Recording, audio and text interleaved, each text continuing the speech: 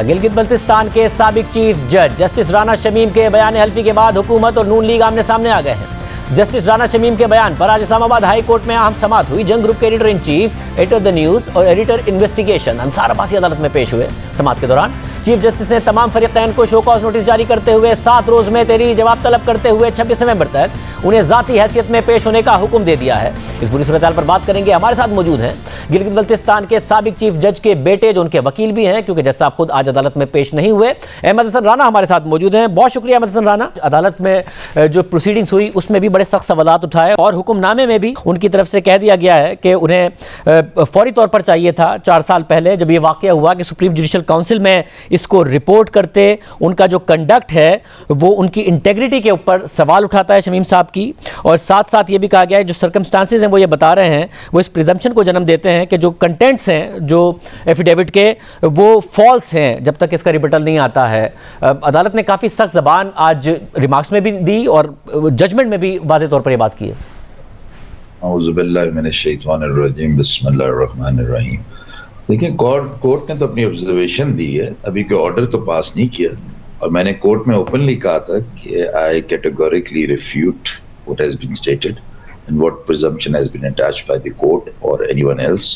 We will Rana साहब, respected Rana Mohammad Shamim साहब is standing by his statement and his affidavit. मतलब मगर जो बहुत सारे सवालात उठाए गए उनमें से सबसे अहम सवाल ये है कि लंदन में जाकर ये बयान देना, उसको वहीं से नोटराइज कराना जहां पर नवाज शरीफ साहब की मेडिकल रिपोर्ट्स आती हैं, क्यों? देखें, ये फिर मैं वही बोलूंगा, ये सवाल तो आपका राना मोहम्मद शमीम साहब से बनता है। अभी तक उन्होंने मुझे इसके बारे में कोई स्टेटमेंट देने के लिए कोई इवन ऑथराइज भी नहीं किया, ना मुझसे उनकी इस बारे में डिस्कशन हुई है। मतलब तो आप जब आज अदालत में पेश हुए हैं, ज़ाहिर है आप उनके बेटे भी हैं और फिर वकील भी हैं, तो उनसे बात किए बगैर पेश हो गए? मैंने अभी वाजिद साहब को भी ये बात बोली और लोग हंस रहे, मेरे दोस्तों के मैसेज आने शुरू हो गए कि मैंने 10 बजे स्नूकर पे जाना है। तो अभी मैं 9:45 बजे जाके अपनी बेगम को बोलूँगा कि मेरे वालिद साहब से इजाज़त ले लेंगे, मैं 10 से 12 बजे तक स्नूकर खेल सकूँ, और वो इजाज़त लेके मुझे देंगी तो अब आपको समझ आ गया कि मेरे वालिद साहब को मेरा रिलेशनशिप। मतलब मगर आपका रिलेशनशिप उनके साथ एक क्लाइंट का भी है ना, तो एक क्लाइंट से को भी आप ऐसे ही डील करते हैं और आपके वालिद साहब ऐसे डील करते हैं? आपके वालिद साहब हयात हैं खानज़ादा? जी अल्हम्दुलिल्लाह हयात। तो अभी तक आपको इजाजत लेनी पड़ती है उनसे कहीं जाने के लिए, या आपको इजाजत मिल जाती है? अगर मैं उनका कोई काम कर रहा हूँ तो जाहिर उनकी इजाजत से करूंगा। आप उनका काम कर रहे थे, उनके वकील बने तो उनकी इजाजत से करेंगे। 12 बजे कहीं जाना हो तो आप आराम से चले जाते हैं या आपको वाले साहब से इजाजत लेनी पड़ती है? नहीं, मैं आराम से चला जाता हूँ, मगर आप अगर उनकी मुझे पेशी करनी है और मैं वकील हूँ तो मैं उनसे बात करके ही जाऊँगा, ऐसा थोड़ी उनसे बात के बगैर चला जाऊँगा। मुझे कल आके सिर्फ इतना बोला है, where is the vakalatnama? He signed the vakalatnama and he taught me how to get a date। मैं सुप्रीम कोर्ट का लॉयर हूँ। And I said okay।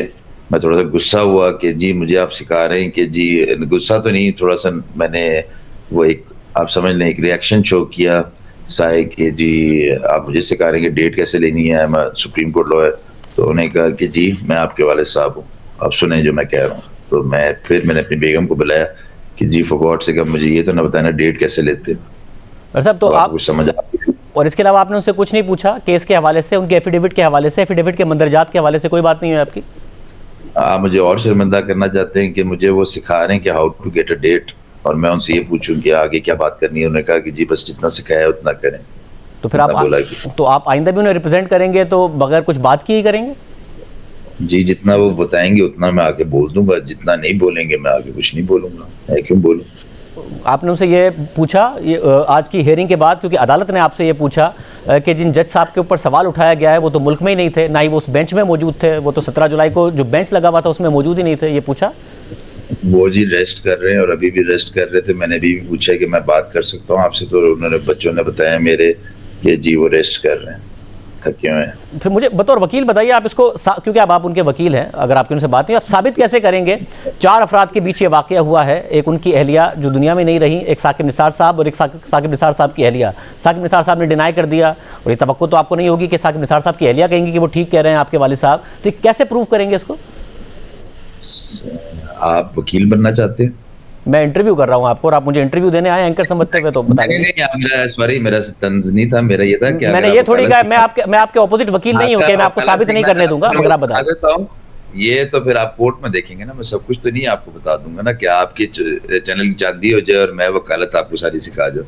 नहीं, मेरी चैनल की चांदी कैसे हो जाएगी? मगर ये ज़रूर हुआ है कि मुख्तलिफ केसेस में हमें अपने वकील को सारी बातें बतानी पड़ती हैं। अब आप एक ऐसे वकील हैं जिनको उनके वालिद साहब ने कुछ बताया भी नहीं है, जो कि उनके क्लाइंट भी हैं, मगर आप ये भी कन्विंस्ड है कि आप ये केस जीत जाएंगे?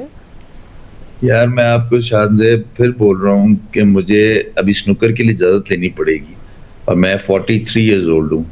तो अब आपको कुछ समझ नहीं आ रही तो मुझे और जलील करना चाहते हैं तो मैं कर लेता हूँ और बता देता हूँ। मेरी ऐसी कोई नियत नहीं है राना साहब, मेरी ऐसी कोई नियत नहीं है, मगर मैं ये बैठे हैं वो उनसे पूछ लें कि राना साहब कि अहमद हसन साहब जब सर होते हैं तो उनकी क्या हैसियत होती है, तो फिर वो बता देंगे आपको। फिर मुझे बतौर वकील, क्योंकि आपको उन्होंने बहुत सारी बातें नहीं बताई, बतौर फर्जंद आपके इल्म में है कि वो नवाज शरीफ साहब से आखिरी दफा कब मिले थे? उन्होंने मुझे ये भी नहीं बताया था कि मैं एफिडेविट बनाने जा रहा हूँ, एग्जीक्यूट करने जा रहा हूँ। आप बताएं, अब इससे अलावा क्या पूछेंगे? मगर बतौर फर्जंद ये आपको पता है वो नवाज शरीफ साहब से कब मिले आखिरी दफा? नहीं जी, मुझे ये भी नहीं उन्होंने बताया। आपको ये इल्म है कि वो हसन नवाज आखिरी पता है वो खालदा के साथ इंग्लैंड गए थे और वो कोई जब वो हयात थी कोई, कब आपको पता है अजहर कब गए थे वाले साहब इससे पहले आखिरी बार इंग्लैंड? जी नहीं, पिछले साल गए थे मेरे ख्याल से, कोविड से पहले। कोविड से पहले नवाज शरीफ साहब वहीं थे तो मुलाकात हुई थी, इतना पता है आपको? मुलाकात हुई थी, वाले साहब की हुई थी। नवाज शरीफ साहब से मुलाकात हुई थी वहाँ? जी हुई थी, बिल्कुल। तो उस मुलाकात के लिए जाहिर है वो किसी से राब्ते में होते होंगे, हसन हुसैन नवाज से राब्ते में रहे? नहीं जी, उनका डायरेक्ट राब्ता रहा है नवाज शरीफ साहब से भी। नवाज शरीफ साहब से डायरेक्ट राब्ता उनका रहा है और वो कोविड से पहले के दौरान नवाज शरीफ साहब से जाके भी मिले हैं, तो अब भी मिले होंगे। वो उनके लॉयर रह चुके हैं जी, कोई नई बात नहीं है। मेमो गेट्स में भी उनके लॉयर रह चुके हैं। मेमो गेट स्कैंडल में भी लॉयर रह चुके हैं, नून लीग के सिंध विंग के वाइस प्रेसिडेंट भी रह चुके हैं। जी बिल्कुल, तो उनके लॉयर रह चुके हैं, उनके तो ताल्लुक है, डायरेक्ट रिलेशंस है। उनके लॉयर रहे, नून लीग के सिंध विंग के वाइस प्रेसिडेंट रहे, तो फिर जो हुकूमत का ये कहना है कि 2015 में उन्होंने ही, इसलिए नवाज शरीफ साहब ने एज फेवर उनको जज लगाया था, कितना दुरुस्त है? वहाँ पर गिलगित बल्तिस्तान में चीफ जज लगाया था। नहीं तो आपको तो पता है कि सिंध में बड़ा मुश्किल होता है किसी पंजाबी का आना, तो वो उधर वो प्रोसिक्यूटर जनरल सिंध कैसे बने थे मेरे वाले साहब? तो उसके बाद चीफ जज कैसे बने? नहीं, मेरिट पे बने होंगे ना। आप अपने आप से खुद सवाल करें कि एक बंदा सिंध में होते हुए Punjabi Rajput and he was appointed first prosecutor general. ये जो आप कह रहे हैं कि इस किस्म की डिस्क्रिमिनेशन होती है, मेरे इल्म में नहीं है कि सिंध में इस किस्म की अगर डिस्क्रिमिनेशन होती है जो आप बात कर रहे हैं। यहाँ पर बहुत सारे लोग हैं जो मुख्तलिफ पोजीशंस पर हैं, मगर एक स्टेटमेंट है, मैं स्टेटमेंट बता देता हूँ, he is not son of the soil, क्योंकि मैं कराची में ही प्रैक्टिस की है, मेरा दिल भी कराची में। मैं आपको बता देता हूँ, मैं पैदा लाहौर में हूँ, रहता इस्लामाबाद में हूँ और दिल मेरा कराची में है। मेरी सारी प्रैक्टिस और उधर ही और जवानी उधर ही गुजरी है। और आपका जो एक्सपीरियंस है, मैं ज़ाहिर है आपके एक्सपीरियंस पे सवाल नहीं उठाऊंगा, हर इंसान का एक अलग एक्सपीरियंस हो सकता है, मगर मैं ये ज़रूर पूछना चाहूँगा कि अगर वो नून लीग के सिंध विंग के वाइस प्रेसिडेंट भी रहे, फिर 2015 में वो चीफ जज थे, उसके बाद रिटायर होने के बाद वो नवाज शरीफ साहब से मुलाकात भी कर चुके हैं, उनसे डायरेक्ट राब्ते में भी हैं, तो नवाज शरीफ साहब को उन्होंने ये दरमियान में बिल्कुल नहीं बताया कि साकिब निसार ने ये किया था? चलिए मैं आपको ये बताता हूँ कि आपको याद होएगा कि जब नवाज शरीफ साहब अरेस्ट हुए थे तो मैं उस वक्त असिस्टेंट एडवोकेट जनरल पंजाब था और मेरे कोलीग्स आए तो उन्होंने कहा कि जी हमने जाना है मिलने, आप चले हमारे साथ। तो मैं गया और मैं जेल में उनसे मिला भी, सब लोग वहाँ थे, मुसद्दक मलिक साहब भी बैठे थे, मरियम औरंगजेब साहिबा भी थी, और किसी को नहीं पता था कि मेरा तारुफ क्या है, क्योंकि मैं कभी वालिद साहब के साथ उनसे कभी मिला ही नहीं था नवाज शरीफ साहब से। तो जेल में जब मैंने उन्हें बताया कि जी मैं उनका बेटा हूँ, तो बड़ी खुशी से मिले, क्योंकि उनके दोस्त थे। अगर आप इससे ज़्यादा कुछ पूछना चाह रहे हैं तो मैं कुछ नहीं बताऊंगा, उनके दोस्त हैं, वो जानते हैं उन्हें पर्सनली। और ये जो आपका पंजाब में ओहदा मिला वो भी आपको मेरिट पर मिला या उनका दोस्त होने की वजह से मिला? बड़े अच्छे इन्वेस्टिगेटेड जर्नलिस्ट हैं, आप पता कर लें मेरा क्या रिकॉर्ड है आज तक वकालत में। मैं सिर्फ आपका जवाब जानना चाह रहा हूँ, आप बता दीजिए, मेरिट पर था या उनकी दोस्ती की वजह से था? मेरे ख्याल से नेक्स्ट टाइम आप मुझे अपना वकील करेंगे जब आपको जरूरत पड़ेगी इंशाल्लाह। बस फिर मुझे ये बता दीजिए कि, और मैं आपसे वादा करता हूँ अगर मैंने आपको कभी वकील किया तो मैं आपको चीज़ें ज़रूर बताऊंगा, ऐसा नहीं होगा कि आपको कुछ पता नहीं होगा, मगर मुझे ये बता दीजिए कि आप तो मुझे भी देंगे बड़ी तगड़ी, तो आपको तो सब कुछ बताना पड़ेगा, वरना तो आप मगर मुझे ये बताइए कि इस सारे के सारे सिनेरियो में जो आपके वालिद साहब का ताल्लुक है नवाज शरीफ साहब से, उसके बाद वो 3-4 साल बाद एक बात कर रहे हैं जो कि उनके मुताबिक उनके सामने कही गई है, बतौर लॉयर मुझे बताइए इसकी क्या लीगल वैल्यू रह जाती है? ताल्लुक भी है, मुलाकातें भी नवाज शरीफ साहब से करते रहे हैं, राब्ते में भी रहे हैं, दोस्त भी रहे हैं, पार्टी के अहदेदार भी रहे हैं, क्या लीगल वैल्यू है? आपने क्रिमिनल केसेस की कवरेज की हुई है ना? मैं आपसे सवाल पूछ रहा हूँ कि आपकी नज़र में क्या लीगल वैल्यू है, सवाल है पूछ रहा हूँ, सवाल मैं आपसे सवाल पे सवाल कर रहा हूँ, क्योंकि फिर आपको समझ आ जाएगी जो मैं बात करने लगा। आपने क्रिमिनल केसेस की कवरेज की हुई है ना? जी मैंने की हुई है। देखें, ये तो फिर एक क्रिमिनल ऑफेंस बन जाएगा ना against mister honourable mister justice Saqib Nisar साहब। अगर ये स्टेटमेंट प्रूव होगी तो क्रिमिनल ऑफेंस तो किसी वक्त भी इनिशिएट हो सकता है, और अगर ये प्रूव उसके लिए तो कोई भी और अगर ये मगर इसके जो सर्कमस्टेंशियल एविडेंस है, आपके वालिद साहब का जो नवाज शरीफ साहब से इतना गहरा ताल्लुक है और वो फिर 4 साल खामोश रहते हैं और उसके बाद वो बोलते हैं, सुप्रीम जुडिशियल काउंसिल को अप्रोच नहीं करते हैं, हियरिंग में 3 दिन बाकी हैं मरियम नवाज साहिबा की, ये इसी से एविडेंस। मैं आपसे एक सवाल करना कर सकता हूं? मुझे लगा आप जवाब देने आए हैं, अपने वालिद साहब से आपने बात की नहीं, उनके जवाब आपके है नहीं, आप मुझसे सवाल पूछ रहे हैं। मैं वकील हूं जो सवाल भी करता हूं, आपसे एक सवाल कर सकता हूं? कीजिए। आपको मीर शकील रहमान साहब के बारे में कुछ मिले शवाहिद और बहुत बड़ी न्यूज है, तो आपको थोड़ा टाइम तो लगेगा ना सोचने समझने में।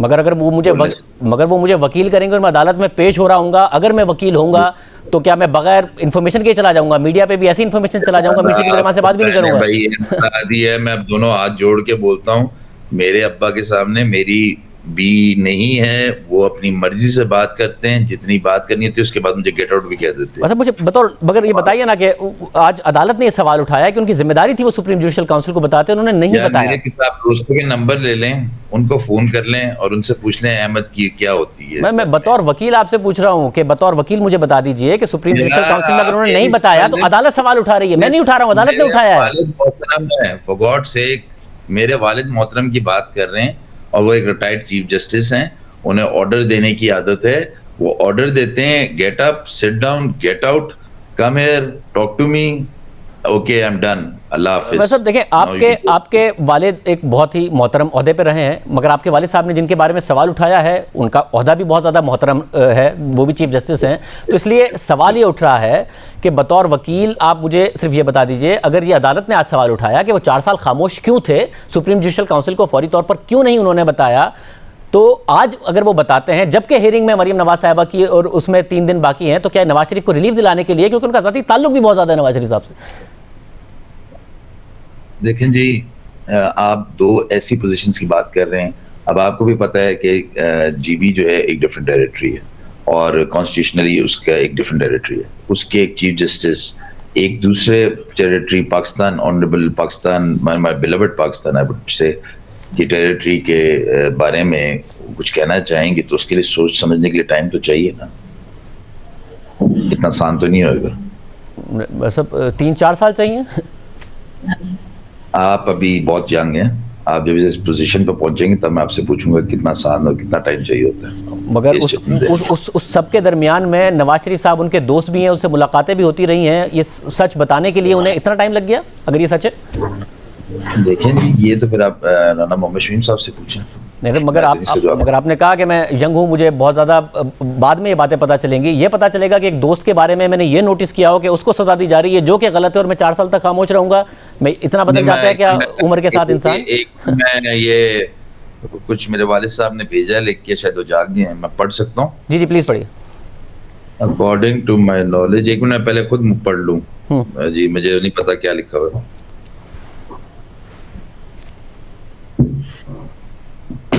अच्छा, उन्होंने लिखा है according to my knowledge affidavit statement was never handed over to any journalist, it may have leaked from notary public office. अगर वो मैसेजेस पे हैं अवेलेबल तो, क्योंकि हमने कोशिश की उन्हें शो में लाने की, उनसे ये पूछ लें कि लंदन में क्यों कराई थी उन्होंने ये नोटरी, और वहीं क्यों कराई थी जहाँ पे नवाज शरीफ साहब की मेडिकल रिपोर्ट्स पास आई। इजाजत देते हैं तो मैं कॉल कर लेता हूँ भाई, मेरा फोन दें, मेरा मोबाइल की तरह लाए प्लीज। क्या कहे सर के? अच्छा जी, अभी मेरे ख्याल से वो गालिबन मैं पूछ लेता हूँ, मुझे फोन दें जी। जी जी ला के देखना। आपने क्या सवाल किया, फिर से सवाल करिए कि वो भी सुन लें। अगर एक तो ये कि वो लंदन में उनकी मुलाकात नवाज शरीफ साहब से हुई या नहीं हुई, और लंदन में जाके उन्होंने नोटराइज क्यों कराया है? तो जी मेरे कॉल मिल गई तो ठीक है।